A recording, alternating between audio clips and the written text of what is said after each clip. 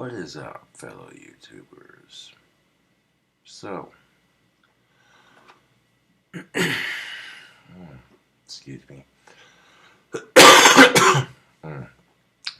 So earlier I went to Old Chicago for dinner. I took myself and two other friends and we went to Old Chicago. The food was excellent. The service was amazing. Like,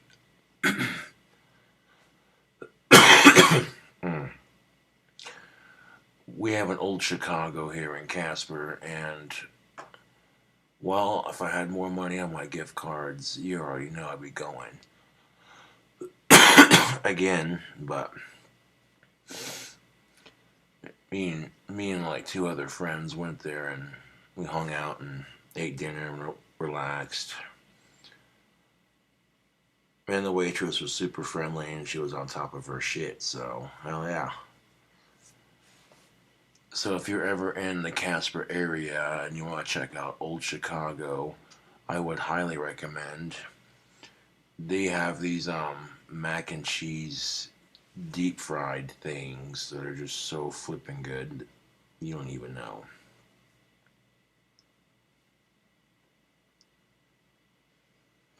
They also have a beautiful selection of pizza. I freaking had what was it? One of those double cheddar, double bacon burger things. Yeah, the side of ranch. I literally had two super tall glasses of Blue Moon to go with dinner, and it was delicious. You know, and it's nice to get out of the apartment and go do things with your friends instead of just, which I love my apartment, don't get me wrong. But, at the same time, it's nice to get out and go do shit. You know. Well, earlier today, I was dealing with some difficulty in getting my shoe laced up. The string on my shoe wasn't catching the little hook on the side. And part of the stress was due to being hungry, and the other half was just, yeah. So in sheer frustration, I threw my shoe at the bed, and when I did so, my pentagram ring went flying off. And I could feel myself getting really pissed at that, so I had to take a couple seconds to just breathe, whatever, and stay calm and look for it. Because quite frankly, YouTube, I'm sick and tired of flipping out over little tiny things, And needless to say, I found it. I might have kicked my workbench with my steel toe. I might have cussed about it a little bit. But other than kicking my workbench with my steel toe and cussing about it just a little bit, that was the extent of it. I didn't start yelling and screaming and carrying on, and I realized that if I want a girlfriend, I gotta work on my temper, plain and simple, and it's not easy some days, Life likes to push people's buttons. You ever notice that?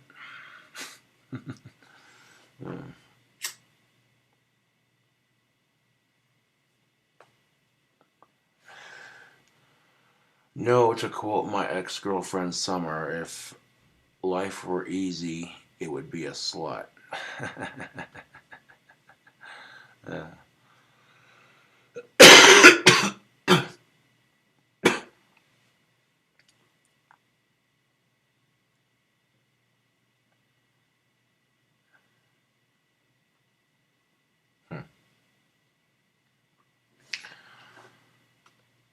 I had a couple of cute waitresses at Old Chicago checking me out, which I was alright with that. I even had my Bond pheromone soap on, which, yeah, pretty much every chick was like, that dude smells good.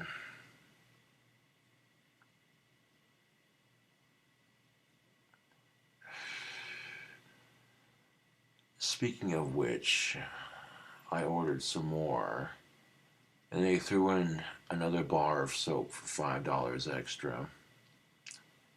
Instead of the usual, they gave me another bar of soap at a discount.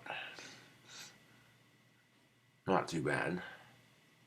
I ordered some Bond pheromone soap, the usual, and then I also ordered a bar of cedar soap, which is, I'm assuming, going to be wood scented, like trees and stuff, yeah.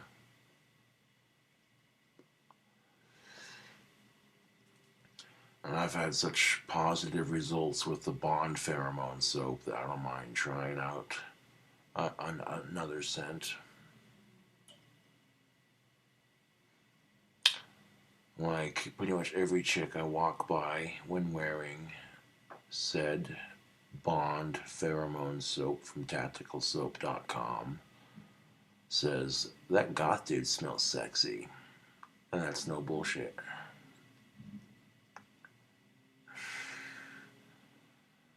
Now, I've seen pheromone cologne go for like $200 a bottle. That's ridiculous. When you could get 1 to 2 bars of pheromone soap for just $15. Which, granted, that's pretty expensive for soap, but it's worth it.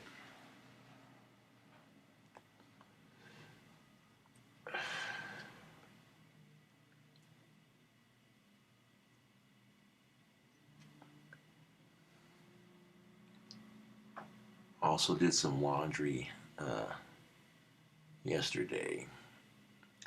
I took a little bit of my pheromone soap and I cut up some chunks and threw it in the wash with my clothing.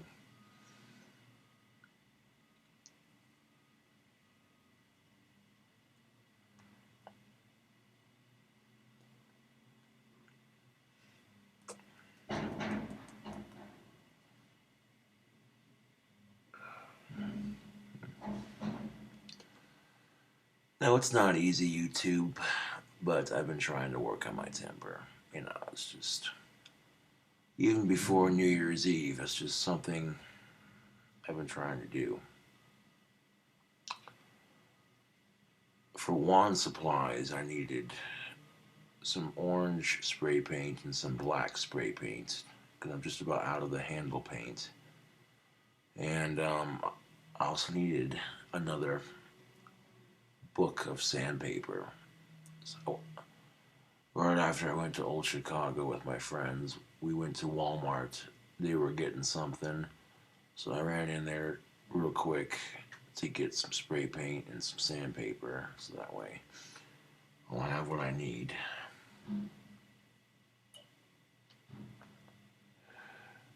We're doing classic leather for this next batch on the handles. Nothing wrong with that.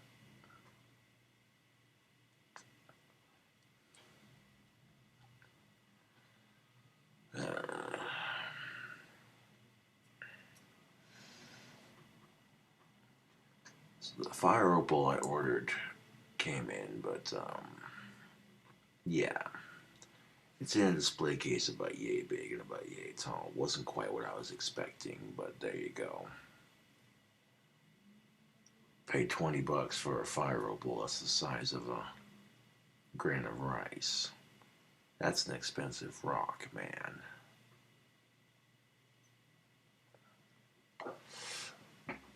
One second. Grab it real quick.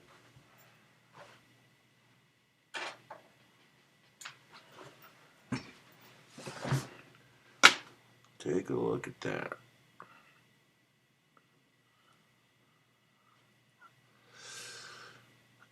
And when you move it in the light, you can see it changes color. That's why it's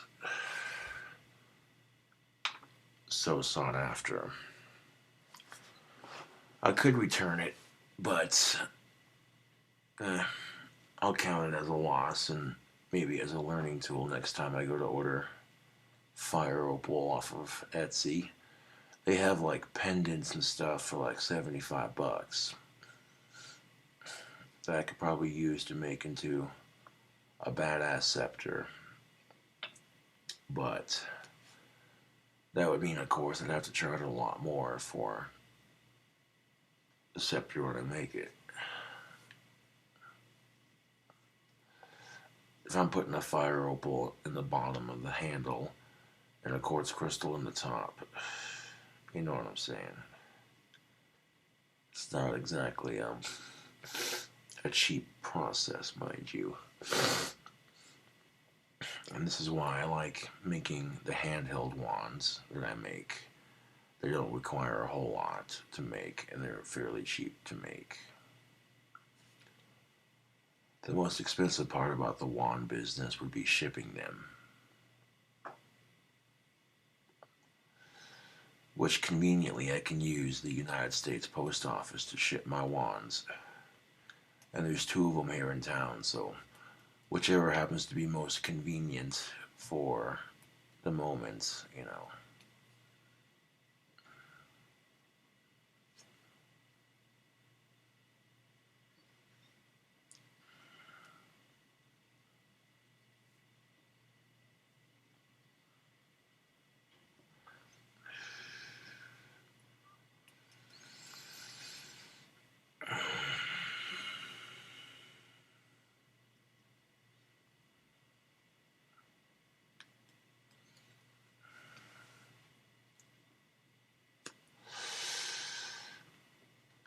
I suppose I can just save the fire opal for my girlfriend when I get one.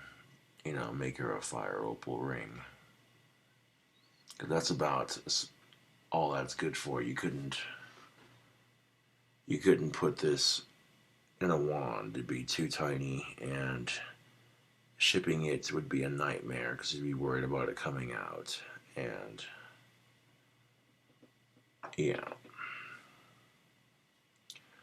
I mean, I could put it in a wand, but if the hole for it would have to be really tiny. And yeah,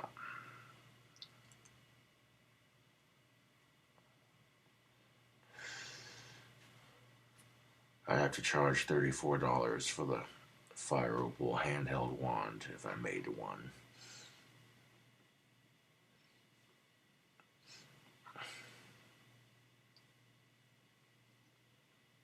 So I might try to put this into a handheld wand and sell it on Etsy.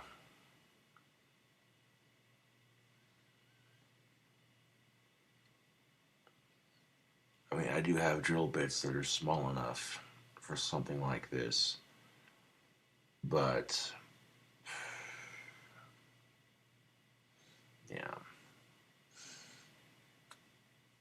So I might just include this with my next batch of wands and be like, yeah.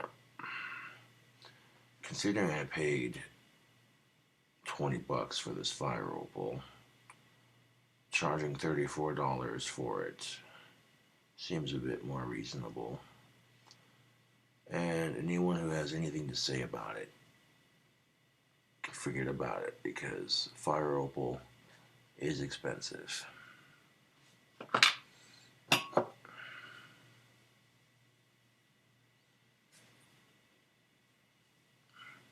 No sense in wasting it, I guess.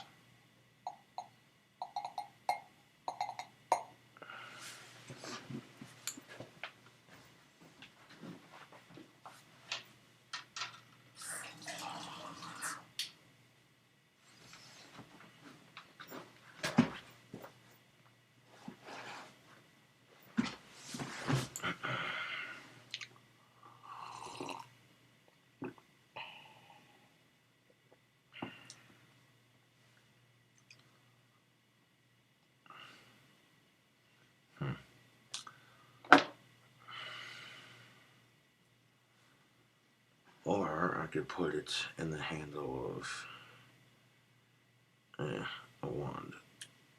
Like, and if I did, it'd be a wand like you'd hold in your hand.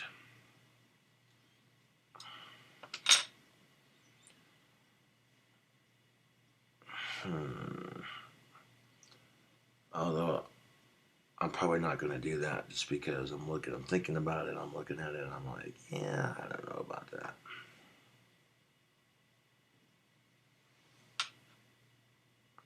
I think if I was putting fire opal into a wand, I'd want something a little bit bigger. It's a good idea in concept until you look at it and be like, eh. Drilling a hole for that would be a nightmare because the hole would have to be super tiny. And then shipping it would be a nightmare because you'd be worried about, so you'd have to make sure that the glue was on there properly. So I end up just saving this,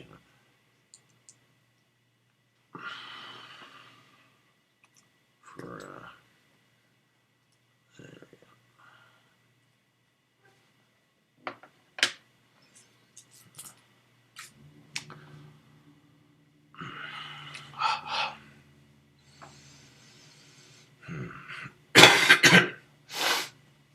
The weather should be a bit warmer tomorrow or later on today, so I'll be collecting a couple of sticks when the weather warms up and try to get some wand money before this coming weekend. Yeah.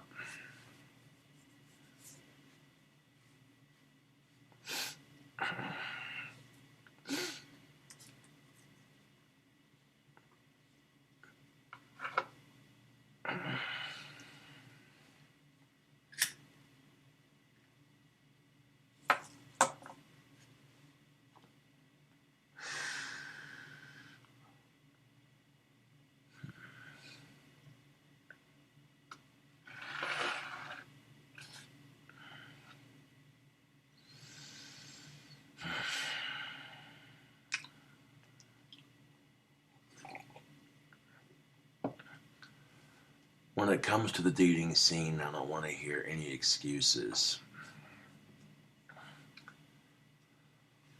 I see a lot of age chicks make all these piss poor excuses on why they can't find a boyfriend, and I'm like, what the fuck ever? Oh, my boobs are too small, my ass is too flat, or I'm too fat, this and that. Well, shut up with that. That would be like me saying, oh, I can't have a girlfriend because of my Asperger's. That's just an excuse. No, the only reason I have a hard time getting a girlfriend is because of my asshole trolls. A lot of girls are seeing how I get bullied on social media, and most of them are getting scared away because they don't want to get bullied. They don't want to get bullied just for dating me. And that's fair and understandable. I mean, it's not fair to me, but it's certainly not fair to them to ask them to go through that. And here's the thing of it. Even if I don't tell YouTube I have a girlfriend, they have a way of finding out eventually. Being as I'm a YouTube celebrity, and I might be overthinking it a bit, but what if I got a girlfriend, didn't say shit to YouTube, and then took her out for a bite to eat or whatever, and a fan saw me in town, decided to snap a picture and post it to their Facebook, and be like, about time we got someone, and then that's all it would take. People would see the photo would go viral, people would start asking me questions, they'd be like, so who's this new chick you're dating? Like, what are you talking about? Well, there's this photo of you and this chick at this restaurant and blah, blah, blah, blah, blah, blah. Like, yeah, great. So,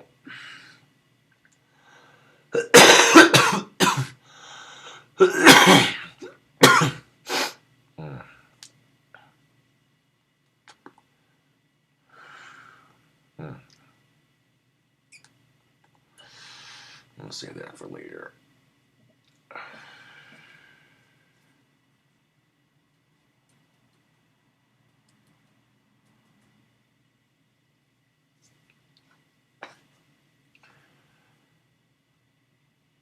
Well, didn't you just get done saying you don't want to hear any excuses on the dating scene? Precisely my point. This is why I haven't given up on dating completely, but I'm a bit more hesitant on which girl I ask out, if that makes any sense.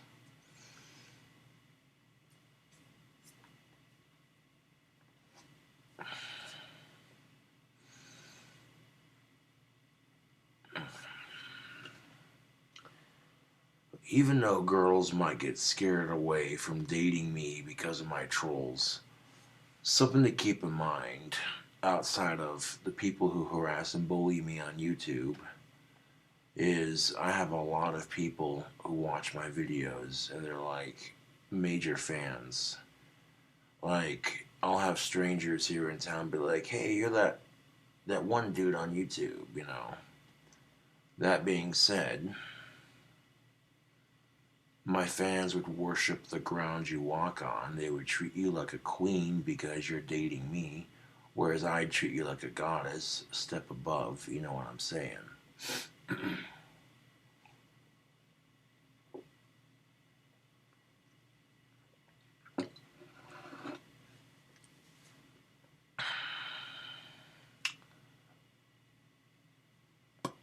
But it is what it is. I'm not gonna let, you know, I'm not gonna let these trolls stop me from pursuing some female companionship. That's bullshit. And here's something to think about. If you're trying to stop me from getting a girlfriend, maybe it's because you're jealous that I have better luck with the ladies than you do.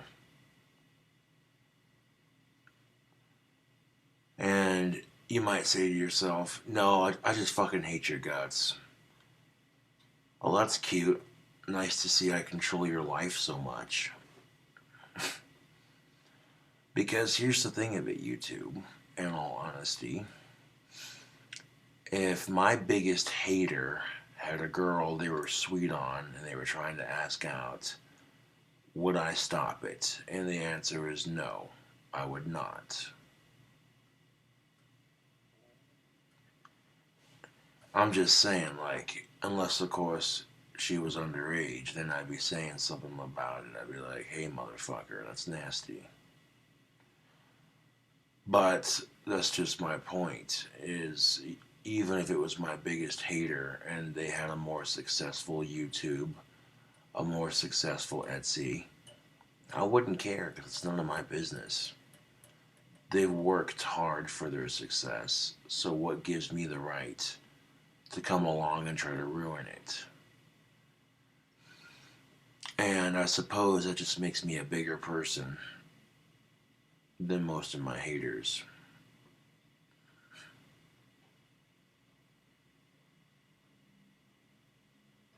I'm just saying, when I meet the smoking hot goth chick of my dreams, we'll see who has the last laugh.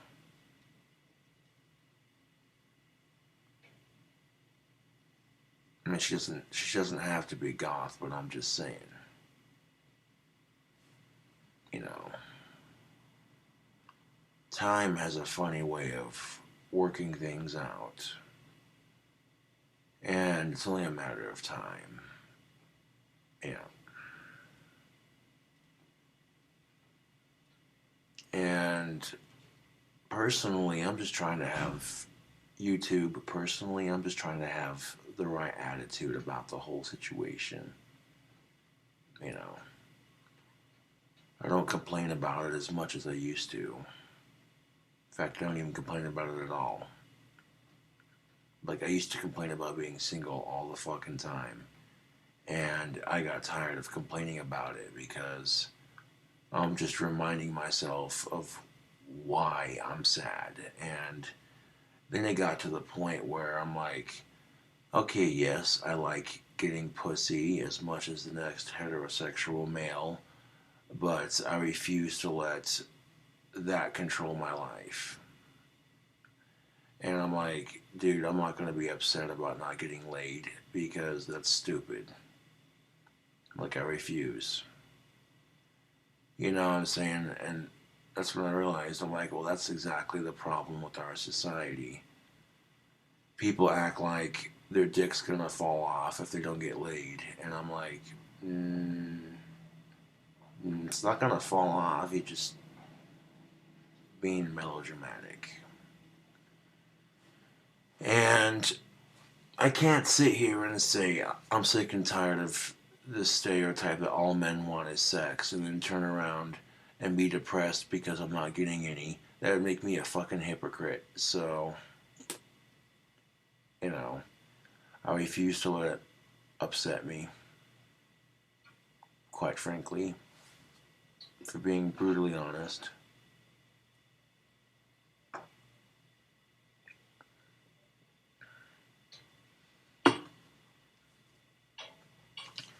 Now, some of you might bitch and complain and say, "Well, that's not fair.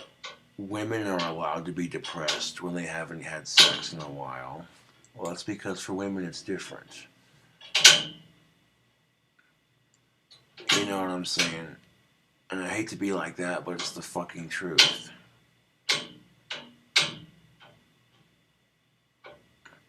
And the only reason why I say that is because the negative stereotype isn't all men. You know what I'm saying?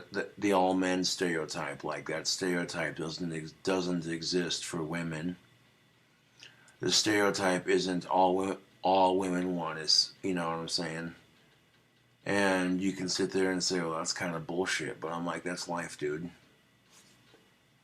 All men want is sex. You want to complain about that stereotype? Well, guess what?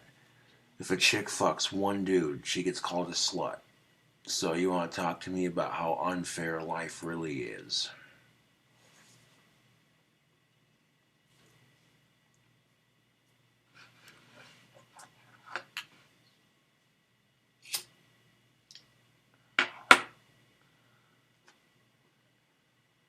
Another reason why women are allowed to be depressed if they haven't had companionship is because they're the ones giving it. Okay? They're the ones offering themselves over to somebody. You know, and most guys don't look at sex like that. But then again, I'm not most guys.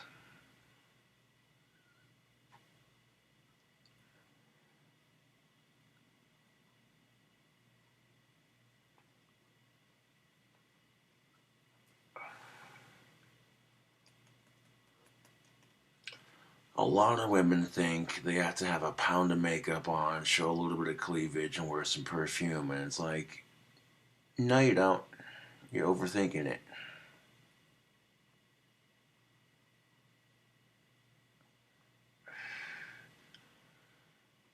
Sometimes not showing off your boobs, it leaves a little something something for the imagination, you know, and there's nothing wrong with that. A lot of women think, oh, I gotta show off my boobs to get attention from the males. And from my perspective, not necessarily. Like, you can dress sexy without it being stupid revealing. You know what I'm saying? You dress sexy without it being stupid revealing. It leaves a little something for the imagination. And some guys get off on that shit.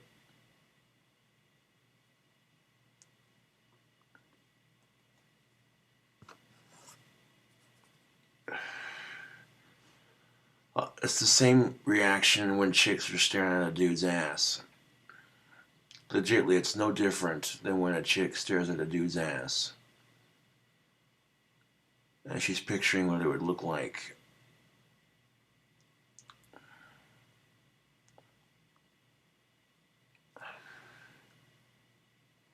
I'm just saying, like, if a dude wears a muscle t-shirt, and it's a bit, it's form-fitting, but it's not, like, stupid tight.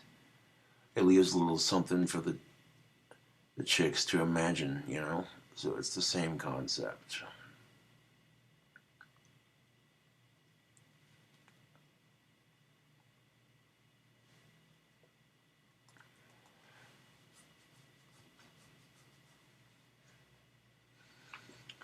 A Although lately I've been hearing a lot of chicks refer to me as a sexy goth and say things like, oh, I totally date him. So even if I'm not getting female companionship right away, that is a bit reassuring, and it makes me feel better about myself. Even if I don't see it, at least someone else does.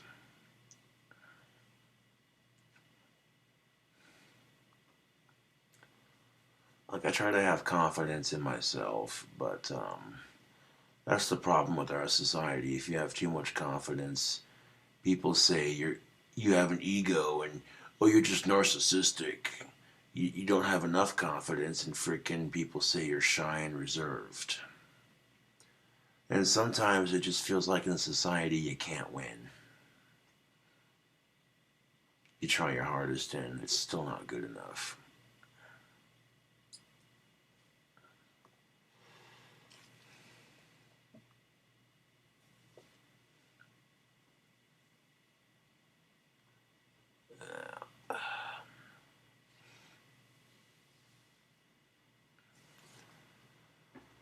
So even when you try your hardest in life and it's still not good enough, you still keep trying, because life is like a YouTube troll.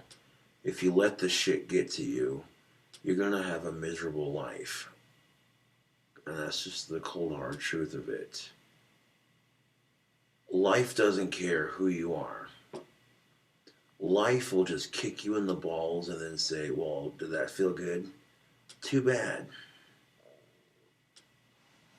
And you can sit there and complain about how unfair it is, but guess what? Everyone's been kicked in the balls by life at least once or twice. So that's the only thing that makes life remotely fair, is that everyone gets fucked with at some point in their life.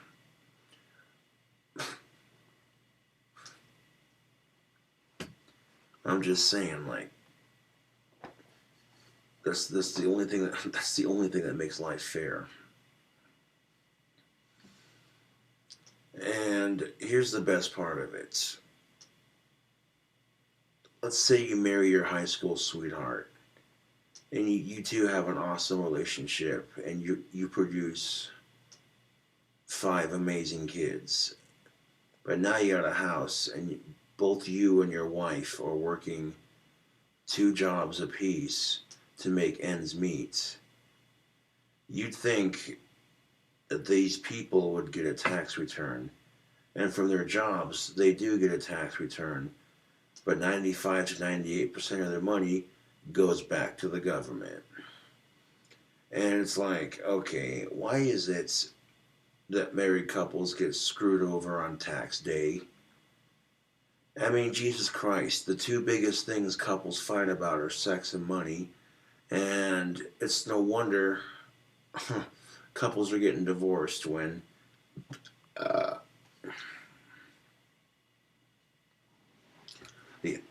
the IRGS, or the IGRS, yeah, I got really screwed. No, I'm just kidding. But yeah, and then on top of that, people with small businesses don't get a tax return. And it's like, you could work for McDonald's. You could work for McDonald's for like 2.5 years. And if you're single, you'll get a tax refund. So, and my question to you is, do you think McDonald's started off as the powerhouse it is today? No. At one point, McDonald's was a small business, much like a lot of the small businesses today. And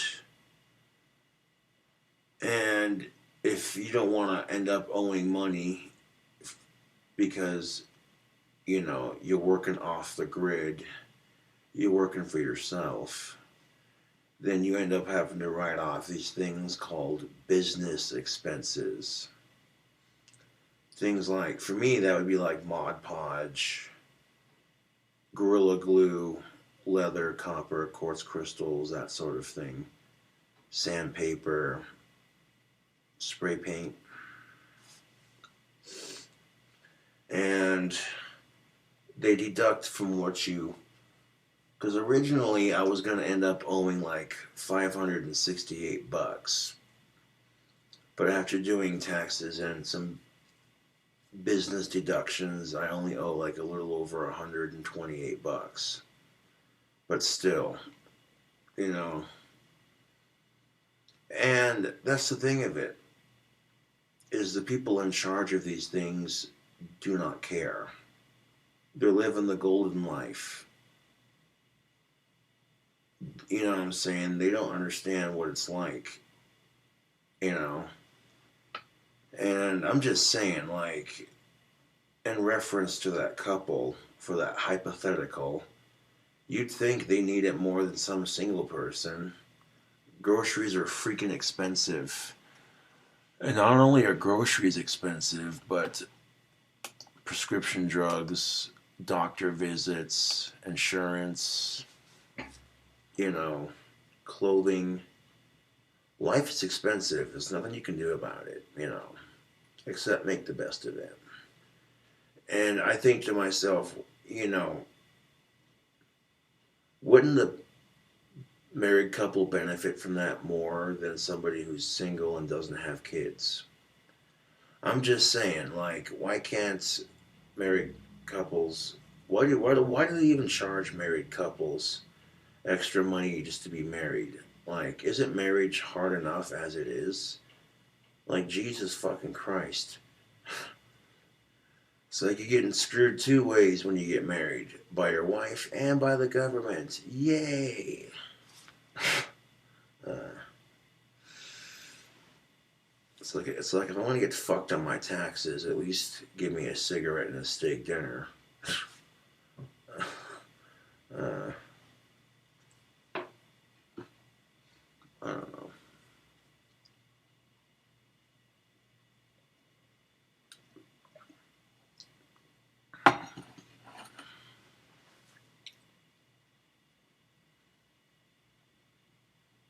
Like, it is what it is. I'm just saying though, like, it's a bit disconcerting when married couples have to struggle with their finances because the economy sucks. And, you know, speaking of the economy sucking, I saw an article on the Casper Star Tribune that said Wyoming is facing a financial crisis. Apparently, citizens of Wyoming are finding it difficult to save up for retirement.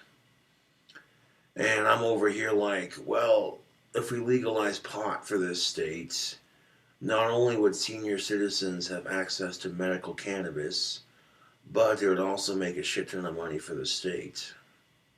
I'm just saying. Like, a lot of the problems that senior citizens get, arthritis for one, can be treated with cannabis. And that's exactly why it's been made illegal this freaking long. Is they would much rather you take a pill that gives you 10 side effects to one solution. You take a pill for your arthritis, but you have trouble sleeping, changes in behavior, you're jittery, you develop kidney problems,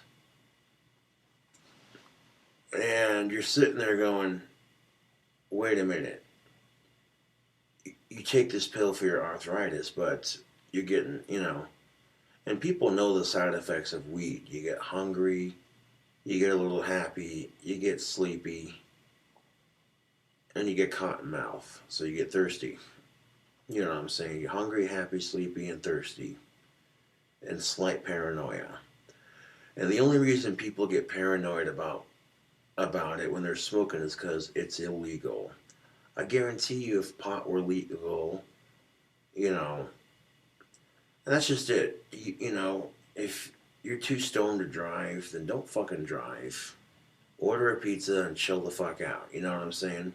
You gotta treat pot like alcohol in that sense. You can't be driving when you're too stupid to drive. You shouldn't be driving buzzed, period. You know. Although I tend to think people who smoke pot are better drivers than people who drink, because people who smoke pot are going to be a bit more cautious. They're going to be like, paranoid about getting in a wreck and shit. So I don't know. But that's just my opinion. Not saying you should drive stoned. That's not what I'm saying. No. Mm-mm. But if they do legalize it, they're going to have to get a system in play so that if they test someone for being under the influence, there's a problem with this, because they test you for pot and you smoked a joint or a blunt like 2 weeks ago. It's still going to be in your system. So you could be stone cold sober. You could be stone cold sober driving, and if you get pulled over and they test you, oh, sir, there's marijuana in your system. Huh, I want to give you a ticket for driving impaired. Like, dude, I smoked that shit like 2 weeks ago. Fuck out of here with that. Not to mention the fucking meth problem in this goddamn city. Ugh, don't even get me started. Fucking makes me sick to my fucking stomach. And I think to myself, if we could legalize pot in Wyoming, it would help with the economy. People would be able to save up for retirement much more easily. It would attract tourism to the state. Not only would it attract tourism to the state, but people would be able to get access to the medicine they need. And a lot of these meth heads would quit smoking that nasty shit and switch to weed, I guarantee it. Because they'd be like, wait a minute. You're telling me this weed shit gets you high and it's legal. They'd be like, yeah, dude. Well, fucking hey, pass that shit. And, I've seen what meth does to a community. It's disgusting. Hard drugs destroy communities, man. And words cannot begin to express how deeply disgusted and ashamed I am. The fact that Casper's like the meth capital of Wyoming is just, ugh, dude. And I'm tired of seeing the way it affects my community. It's not right. We look at legalization of cannabis in Colorado, and you see that suicide has dropped, prescription drug and hard drug abuse and alcohol abuse has dropped, crime's dropped. Not only has crime dropped, but Colorado is pimp slapping Wyoming with the money they're making, just straight. Ow. You ever walk into a dispensary to buy legal weed so you can smoke it in a state where it's legal? It's a wonderful feeling, YouTube. You walk into a dispensary and just the smell of weed hits you, and you're just like, And then then you take a peek and you see the plants growing in the background, and you're just like, oh. And then you go in to buy your legal weed, and freaking dispensary staff is super friendly. They're just like, hey, what up, man? What you looking to get today? Yeah. And then you get your weed, you're out the door. You drive about 4 blocks away from the dispensary, and you can fucking smoke it up, man. Fucking go to town on that shit. And they can't say shit. When I went to the Ozzy Osbourne concert in Denver, Colorado, I bought a joint from a dispensary. And right after I left the concert, after seeing Ozzy perform live, I raised the joint in the air and I said, this one's for Ozzy Osbourne. And I fucking sparked that shit up. I was like, it was just like smoking a cigarette walking down the street. And the surrealism of it, like just to be able to walk down the street and smoke on a joint and no one says shit other than, oh, hey, that smells good. What you smoking? Oh, hey, man, can I hit that? Fucking hey. Oh my God, YouTube, it's beautiful. You don't even know. Like, I would move to Denver if I could afford it. Like I think I could get over my social anxiety of a shit ton of people, you know what I'm saying? Real quickly. But it's alright. I shouldn't have to leave my state just to get legal weed for my Asperger's and cataracts. That's bullshit. But I'm not complaining because it could be worse, dude. My buddy Alex needed weed more than I do. And he died while having a fucking seizure. And long story short, if medical marijuana would have been legal in Wyoming, there's a good chance that Alex would not have died. But Alex isn't the only person in Wyoming that has died within the last 20 some odd years because people didn't have access to it. You know, Alex is definitely not the only person. There are tons of people who have stories of people they know that suffered from life debilitating disorders or any sort of disorder that cannabis would have made a little bit easier, or if not, made it go away. And innocent people, and that's what it comes down to, YouTube. Innocent people, innocent civilians are succumbing to their disorders because they don't have access to God's medicine. These fucking Christians want to call it the devil's lettuce, but I'm like, Exodus 32:34, and God told Abraham to make a holy anointment oil using cinnamon, frankincense, myrrh, cannabis, virgin olive oil, a bunch of other shit. And I'm sitting there like, okay, Christians think potion making and witchcraft is evil, but what the fuck is the holy anointment oil? That sounds like a potion to me. Huh. And not to mention, the first Bible was printed on hemp paper. The first United States flag was sewn from a hemp sail. The United States Constitution, the Declaration of Independence, drafted on hemp. Huh. I tend to think the fact that cannabis is illegal is so unconstitutional, man. Our founding fathers were smoking it back in the day. Don't believe me? Huh. Well, then you need to do your research. Our first president, George Washington, smoked cannabis for his toothaches. Just saying.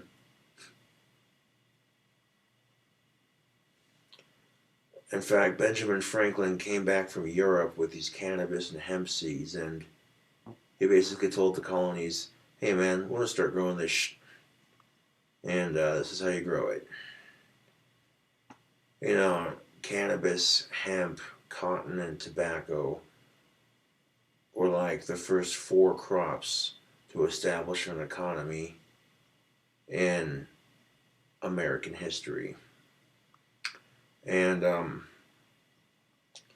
well, there are some areas of the country, just little America, small as shit. Maybe like 50 to 100 people, no work, no jobs, the economy sucks. They're doing what they can to get by. You know the towns I'm talking about. Areas like this especially would benefit from cannabis being legalized. And I like Eastridge Mall. I like going up there when I can. But they're thinking about closing it next year because the mall here in town is not making any money at all. And if they close the mall here in town, there's literally not going to be that much to do. You might have the movie theaters, you might have, you know, the restaurants, you might have the bars, but that's going to be it, you know. So, and that's because a lot of people are buying their shit online. You know, they're too fucking goddamn lazy to leave their house, walk around the mall, get some fucking exercise, You know, go buy some clothing at a store and then sit down at the food court and eat some delicious food. You know, that's shit, dude. And sure, you might be able to order it from the convenience of your home, but you have to wait for it. The convenience of having a shopping mall is you can just buy it and walk out the door with it. You don't have to wait for it to be shipped to your door. So, I don't know. I like shopping online when I can, but me personally, I prefer to shop in real stores where I can actually hold and see the product before I buy it. Because that's the problem with shopping online. You're not guaranteed to get exactly what you pay for. That makes it easier for people to fuck you over. Be like, oh, I want to take advantage of your money. Haha, I'm just gonna, you know what I'm saying? Like, shopping online is a lot more dangerous than shopping in real life because people could promise some amazing product and then you go to buy it and you open the box and the box is empty. You just got screwed. Congratulations. You want a cigarette after that? I bet you do. You just got screwed hard for shopping online. Here's a pack of smokes. Here's a steak dinner. Here's some Powerade. Gotta rehydrate. And that's something to keep in mind, YouTube. While having the convenience to shop online may be handy sometimes, you know. How long was this video? Damn it. It's like 52 minutes long. I get carried away with my rants. But anyways, tubes. Thank you for watching. And I'll catch you all later.